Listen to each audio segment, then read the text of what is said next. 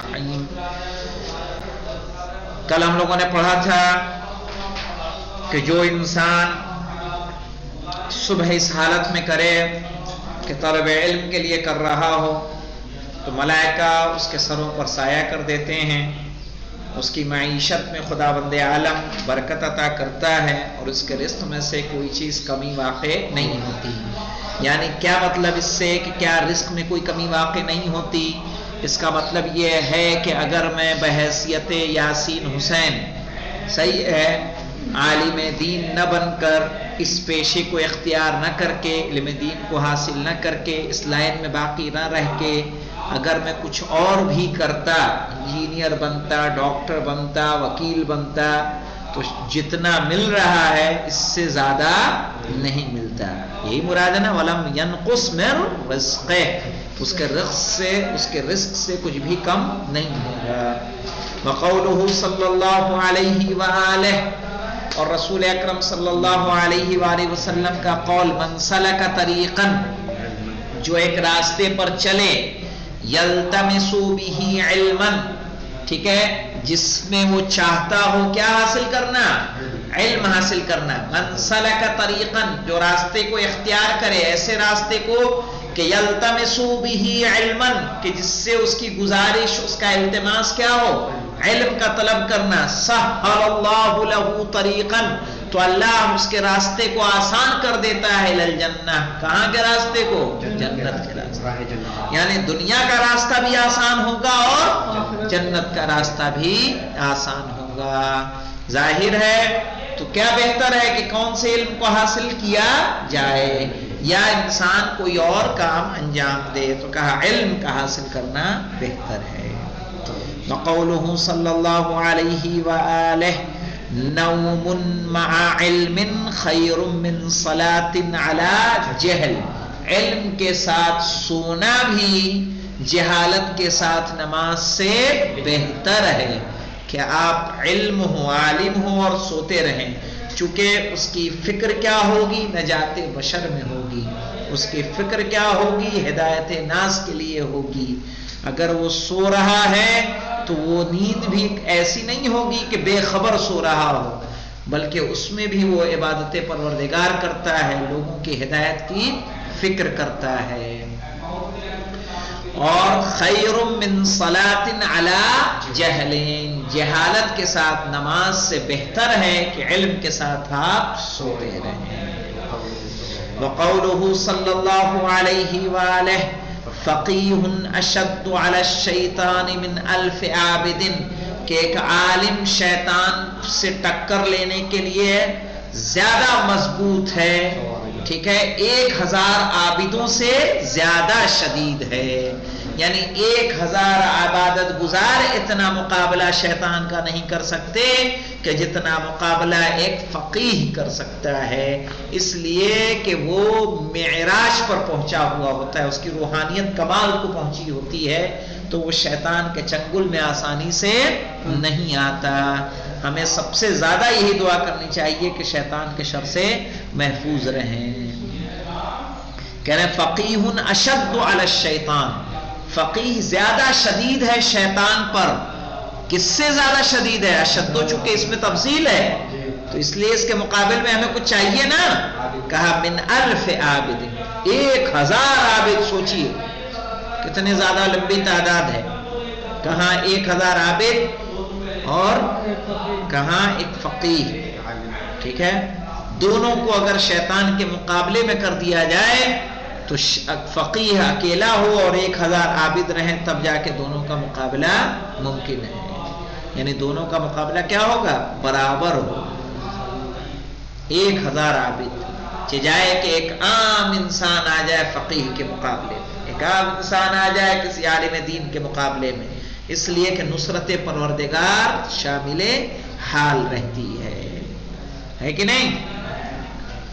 وقولہ صلی اللہ علیہ وآلہ، اسی لیے بیٹا علم کے ساتھ ساتھ پاکیزگی نفس کیا ہے؟ بہت ضروری ہے.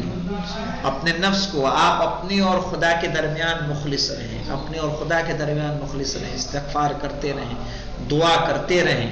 کبھی اپنے اندر تکبر کا شائبہ بھی نہ آنے دیں. آئے تو استغفار کریں. آتا ہے، ایسا نہیں کہ نہیں آتا ہے. آپ اچھی مجلس پڑھیں، تھوڑا سا ایک وہ ہوتا ہے، کوئی اچھا کام کرے کیا، یعنی ہمیں بھی ہوتا ہے، ایسا نہیں کہ نہیں ہوتا، ہوتا ہے. ٹھیک ہے کہ ایک مرتبہ تھوڑی سی اناسی پیدا ہوتی ہے کہ ہاں ہم نے یہ کیا ہے، صحیح، ہمارا نام ہو رہا ہے. اور وہیں پہ کیا ہوتا ہے، انسان کو چاہیے کہ استغفار کرے، ورنہ کیا ہوتا ہے، ختم نہیں ہوگا. ختم کا مطلب کیا ہے، شیطان اب وہاں پہ ایسے مشکلوں میں آپ گھریں گے نا کہ وہ سارا گھمنڈ آپ کا چکنا چور ہو جائے گا. کہا جاتا ہے کہ اللہ نے ہر انسان کے اوپر ایک فرشتہ معین کر رکھا ہے، جب بھی وہ تکبر کرتا ہے اس کی گردن کو جھکا دیتا ہے. آپ سے کوئی نہ کوئی ایسی غلطی سرزد ہوگی کہ آپ شرمندہ ہوں گے. ابھی جمعے کو ویڈیو بنانے کے لیے پڑھ رہا تھا تو علامہ مجلسی تھے ایک وقت میں، ان کے داماد جو ہے نقل کرتے ہیں، مجلسی میرے خواب میں آئے تو میں نے پوچھا کہ اتنے دن بعد کیوں ہے؟ کہا کہ ابھی تک میں حساب کتاب میں مشغول تھا. کہا کہ کیوں؟ تو کہا کہ میں اللہ کے پاس گیا تو آواز آئی مجلسی کیا لے کے آیا. تو کہا کہ میں نے کہا کہ میں نے پوری زندگی کتاب کی تعریف و تصویر میں گزاری. تو اللہ نے کہا وہ تم اپنے لیے کرتے تھے، یعنی کوئی پڑھ کے تعریف کرتا تھا تم اتنے خوش ہوتے تھے. تو میں نے کہا کہ میں زندگی پر جمعہ پڑھاتا رہا. تو آواز آئی کہ جب مجمع زیادہ آتا تھا تم خوش ہوتے تھے، اب کم آتا تھا تو غمگین ہوتے تھے، یہ بھی تم نے اپنے لیے کیا. تو کہا کہ اللہ نے کہا کہ میرے لیے کیا کیا، ہم لوگ شرمندگی سے کھڑے گئے.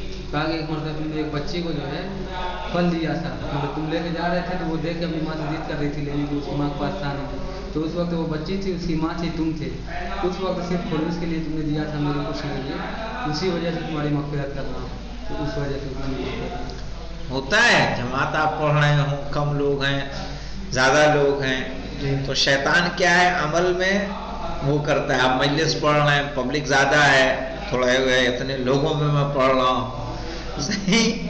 تو یہ سب کیا ہے، شیطانی عمل ہے جو آ کر ہمارے عمل کی برکتوں کو، اس کے کمال کو کیا کرتا ہے، کم کرتا ہے، خراب کرتا ہے. واقعی بہت سخت مرحلہ ہے، بہت سخت مرحلہ ہے. اللہ ہی بچا کے رکھے. استغفر اللہ ربی واتوب الیہ. کہہ رہے ہیں قولہ صلی اللہ علیہ وآلہ ان مثل العلماء فی الارض کمثل النجوم فی السماء. زمین پر علماء کی مثال ویسے ہی ہے جیسے آسمان پر ستاروں کی ہے. یہتدی بها فی ظلمات البر والبحر فاذا انطمست اوشک ان تضل الہدات. کہ یہتدی بها فی ظلمات البر والبحر، ان کے ذریعے ہدایت دی جاتی ہے. فی ظلمات البر والبحر، نہیں، یہتدی بها فی ظلمات البر والبحر، اس سے ہدایت حاصل کی جاتی ہے ان ستاروں سے، ٹھیک ہے، خشک و ترکے اندھیرے میں. فَإِذَا انطَمَسَتْ، اگر وہ چھپ جائیں، اوشک ان تضل الہدات، ٹھیک ہے، تو قریب ہے کہ ہادی کیا ہو جائیں، جو ہدایت پا رہے ہیں وہ گمراہ ہو جائیں. تو اس طرح سے کہا علماء ستاروں کے مانند ہیں. ستارے وہ ہیں کہ جن کے ذریعے سے تاریکیوں میں بھی کیا کیا جاتا ہے، ان سے ہدایت حاصل کی جاتی ہے. مثلا جو لوگ سمندری سفر کرتے ہیں وہ کس کی جہت رات میں اختیار کرتے ہیں، ستاروں کی. چونکہ کچھ ستاروں کی جہت معین ہے کہ اس جہت میں ہی یہ ستارے پائے جاتے ہیں، تو ان سے ہدایت حاصل کر کے. اور آج بھی جو بزرگ آپ کو مل جائیں گے وہ بتا دیں گے کہ یہ ستارہ وہیں ہوتا ہے، یہ اتر میں ہوتا ہے تو یہ پچھم میں ہوتا ہے، یہ ان کو پتا ہوتا ہے. تو اس سے وہ معین کر لیتے ہیں. کہا ستارے وہ ہیں کہ جن سے اندھیروں میں بھی ہم کیا ہدایت حاصل کرتے ہیں. کہا علماء ان کے مثل ہیں، کہ علماء سے بھی کیا کیا جاتا ہے، ظلمات بر و بحر میں کیا کیا جاتا ہے، ہدایت حاصل کی جاتی ہے. خشک و تری میں علماء سے ہدایت حاصل کی جاتی ہے. اگر یہ خاموش ہو جائیں، یہ ستارے خاموش ہو جائیں، یہ علماء خاموش ہو جائیں، تو ہدایت پانے والے کیا ہو جائیں گے، گمراہ ہو جائیں گے.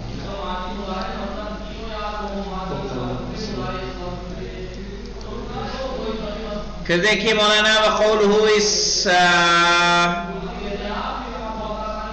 قولہ صلی اللہ علیہ وآلہ، بس یہ والی حدیث لے لیتے ہیں. ایما ناشن نشا فی العلم، ایما ناشن نشأ فی العلم والعبادت حتی یکبر اعطاه اللہ تعالی یوم القیامت ثواب 72 صدیقا. کہہ رہے ہیں کہ ایما ناشن نشأ فی العلم والعبادہ، کوئی بھی نشو و نما کرنے والا، بڑھنے والا، جب وہ نشو و نما کرتا ہے علم و عبادت میں، یہاں تک کہ وہ کیا ہو جائے، اسی علم و عبادت کی فضا میں بڑا ہو جائے، حتی یکبورا، یہاں تک کہ وہ بڑا ہو جائے.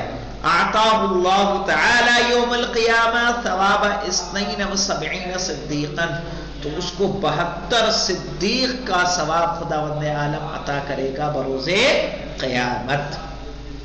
کہ صرف آپ جب نشو و نما پا رہے ہوں، یعنی بڑے ہو رہے ہوں، تو وقت آپ کس میں گزاریں، علم و عبادت میں گزاریں، یہاں تک کہ علم و عبادت کے ساتھ ہی بڑے ہو جائیں.